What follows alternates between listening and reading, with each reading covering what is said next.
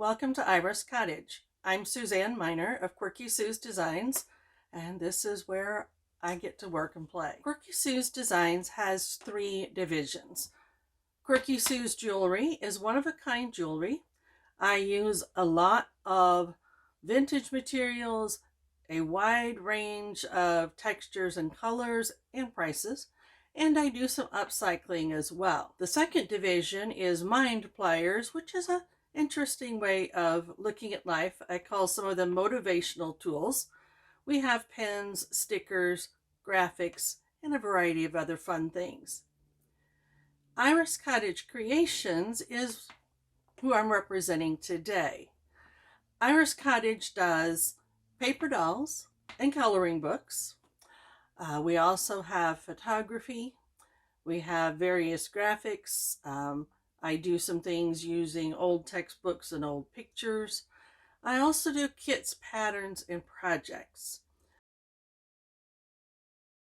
So you may have the kit for cord making, or you may just be interested in seeing what I do. So I'll give you a little background on my yarn choices. I've been visiting yarn stores for years, and for many years I'd go in and they'd go, "Oh, so what are you knitting or crocheting?" And I'd say, "I'm not, I'm making jewelry." I now do knit, but cord making is still one of my favorite things. I like a lot of color. I like textures and shine.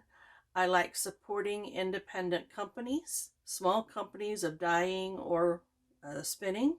But I look for things that may be unusual, like hemp or a mulberry silk, perhaps bamboo.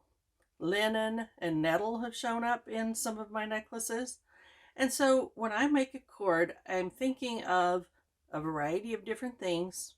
I'm thinking of the colors that go in, sometimes taking a multi or a variegated or multicolored fiber makes a really pretty result without a whole lot of work.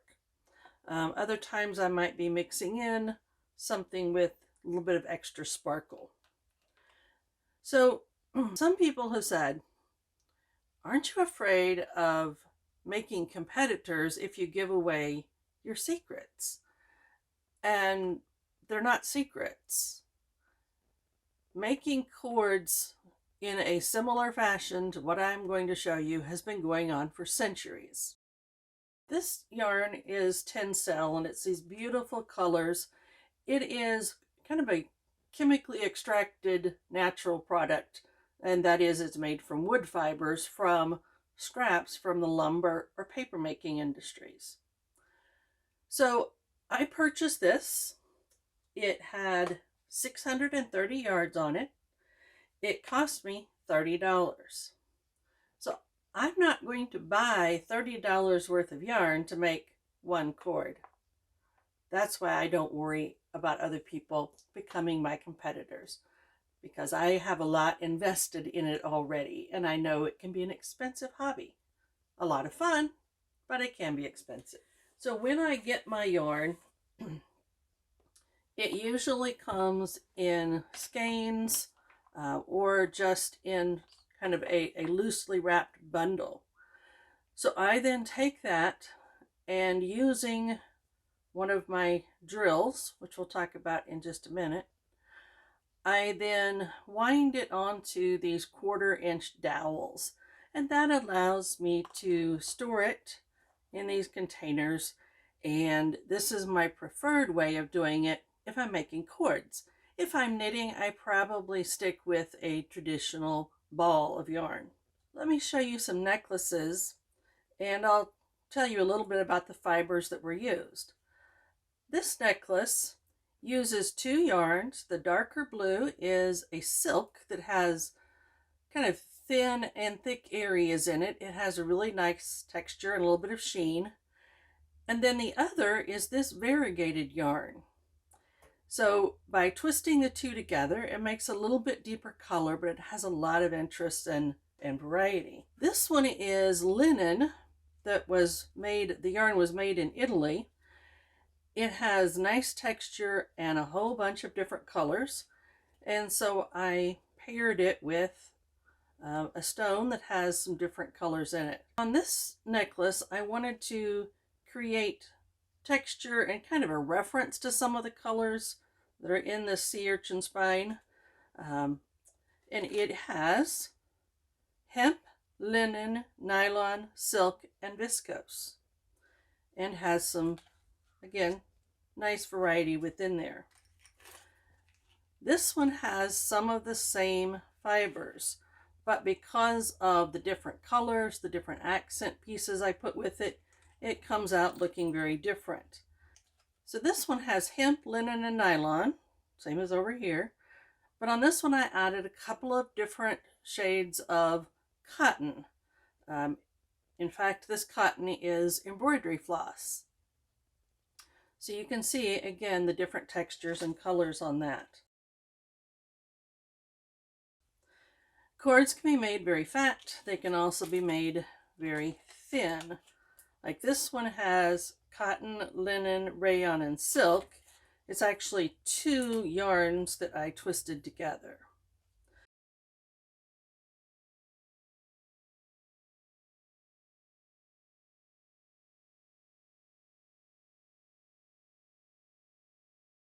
You have to have a way to twist the yarn. You might remember from childhood, as I do, where you might take a dowel or a pencil and you tie your cord to a doorknob and tie your cord to that and then twist and twist and twist and twist and twist until it started kinking up. You can do it that way if you want, but I'm going to use a drill. This is a modern hand cranked drill. It's made out of plastic, and I used this for several years when I started making cords until I realized I wanted to make a lot more and it would be a whole lot easier to use something with more power. This is nice though for little kids to help them get started. Another hand cranked drill you might find is one that is sold in hobby shops, and you simply need to have something that makes a hook in there. So what I use are ceiling hooks or large cup hooks, or a small cup hook in this one, but I just use that as the bit for my cordless power drill. This is great because you can do a lot of cords without a whole lot of effort. It's also great for winding onto the dowels that I showed you that I use for storing my yarn. So take your pick and decide which noise or lack of noise you want to put up with.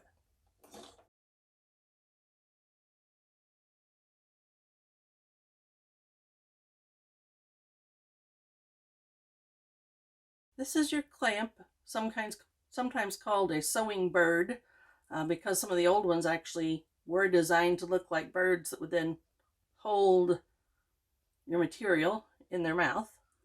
And then this clamps onto a table or workbench.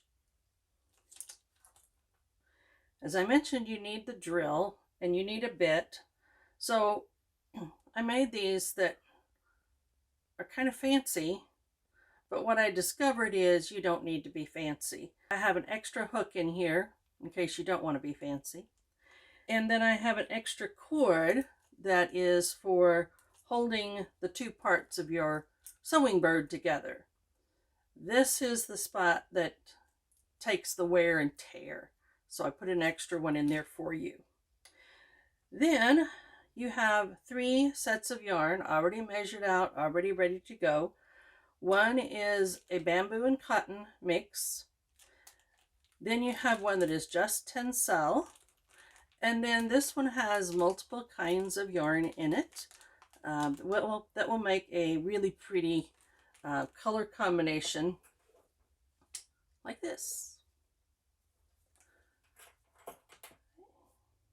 So that is your deluxe kit.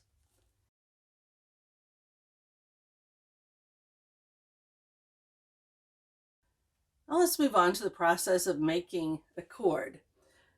First thing you're going to do is choose your fiber. And I have on display back here uh, a bunch of fibers that I have already cut to length, and I will be manufacturing a quantity of cords coming up. So for me, it's easier to go ahead and measure it out, hang it up, and then start working with it. Then you have a bunch of finished cords, and you can also combine your cords with braiding and other fiber techniques. So this has a twisted cord and then two that are braided. If you're like me, you'll want to make a lot of different things. Some of them are going to be what I would call my fancies with a thick cord and really sharp. Others are a little bit more on the rustic side, let's say. Let me show you what you do to get your yarns ready to twist. I have a measuring tape here on my workbench, and I usually start my cords with pieces that are about 9 feet long or 3 yards. So I measure out my 3 yards, and this is one of the reasons why I like the yarn on dowels like this, is I can kind of roll it along. So there's 2, and there's 3, and you'll notice I was not too precise. So I'll clip that off, and then usually I will do 2 or 3 that I then measure like this, which is just matching them up. I don't like to go more than 2 or 3 because they can get badly tangled, and that makes more trouble later. Okay, so I already had a couple of these ready to go. So this one I'm going to make with 4 strands, and you're going to hear me say make a knot several times in this demonstration. And in this case, these are all just simple overhand knots. So make a knot, you twist it, or you wrap it, you tuck it through, hold on to those ends, and then scoot the knot up and make it tight.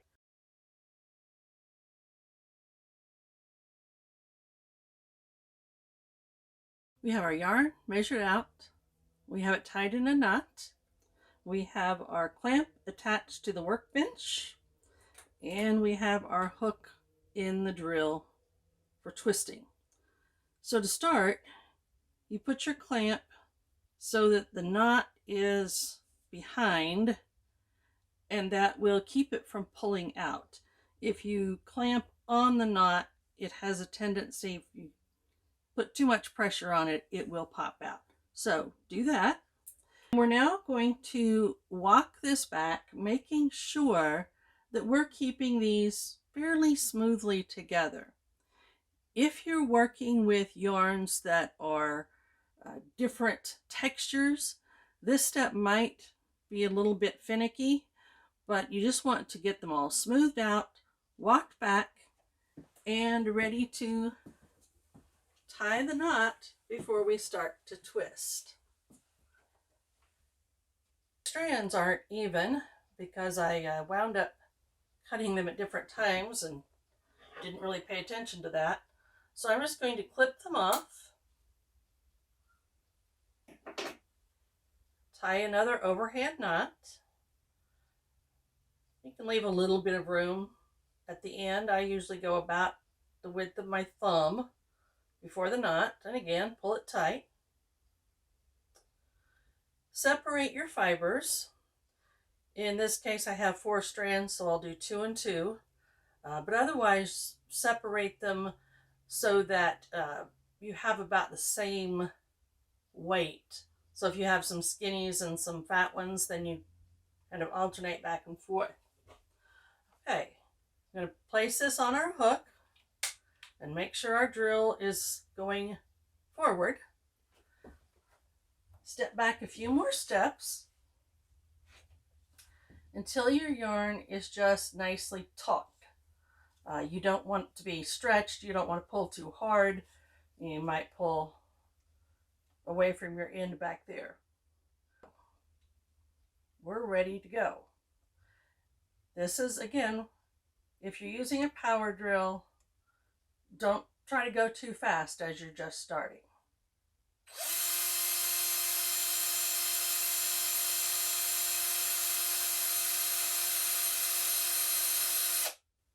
And very quickly it starts to wind together.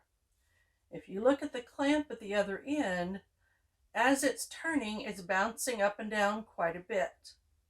One of your signs that your cord is about ready to twist is that stops bouncing around and just stays fairly steady. The other thing I do is just check back here, how tight is it? You'll start feeling the cord pulling your drill a little bit. If it wants to pull forward just a little bit, let it. Because again, if you hold it too tight, you may just pull it out and have to start over again. So let's get the rest of the twists in there.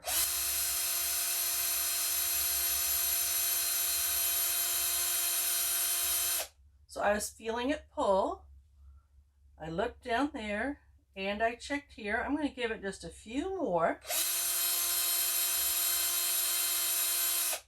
And I feel it, again, I feel it pulling in, so I think I like that. I'm going to stop my drill with the opening of the hook at the top so that my knot doesn't slip off.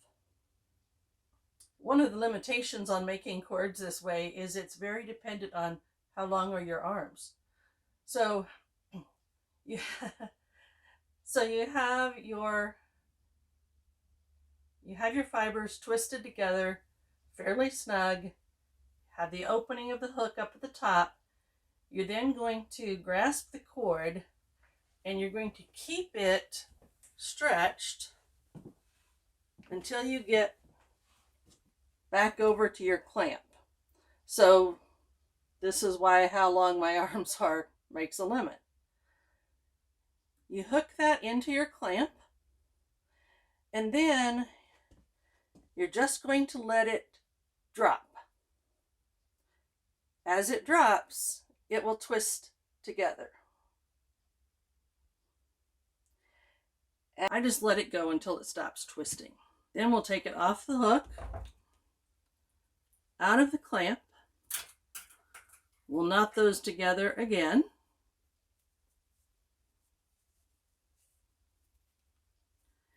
And put it back in the clamp. When it dropped, you may have noticed that some of it twisted up kind of in an odd pattern. So you're going to walk back again. This time you're just going to get to where that uncooperative twist is. And if you can, just give it a little encouragement. If it doesn't come apart that way, you'll just need to gently separate and then let that drop again. And if you just run your fingers down, you'll have it all fairly even. You could stop right here if you want to, but I usually take my drill, hook into that loop again. Now I reverse my drill,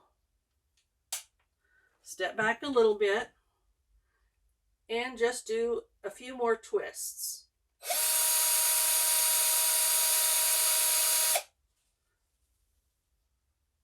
That usually sets your twist, makes it pretty smooth and even. And then you have a cord almost finished. I usually make my cords about 30 inches long for a necklace. If I'm making it just to sell the cord individually or with a pendant, I make them about 40 inches long so that you have a little bit of room to play. So here's my 30 inches, and you can see I've got a chunk that's, an additional 8 inches or so. Oh, an additional 10 inches or so. Don't waste it. Hey, it's time for another knot. Put your fingers where you want the length of your necklace to be, and you're going to tie another overhand knot. What you're creating is the button that closes your cord. Okay, pull that fairly tight. You might want to go ahead and make a second knot and encourage them to kind of blend together like that. So now you have this piece. We're not going to waste it. Come out about 2 fingers worth and tie another knot.